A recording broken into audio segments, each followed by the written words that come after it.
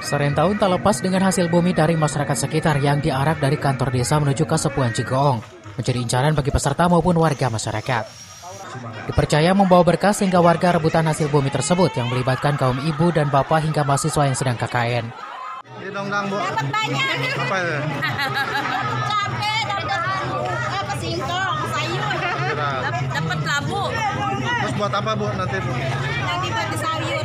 Oh, buat di sayur dimasak ya? Iya. Nggak ada untuk yang ditanam kembali atau gimana Bu? Enggak ada ini. Kita ngambil keberkahannya aja. Berkah. Tadi rebutan ya Bu ya? Iya.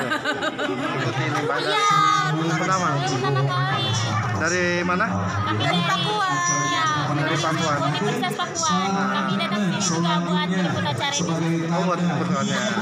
Tadi seru nggak Mbak untuk rebutan itu sendiri? Ya, nanti. Seru. Kegiatan Serentahun ini sebagai agenda tahunan bagi Kasepuhan Cigoong, Desa Puraseda, Kecamatan Lewiliang. Dari Lewiliang, Kabupaten Bogor, Iman Abdurrahman melaporkan.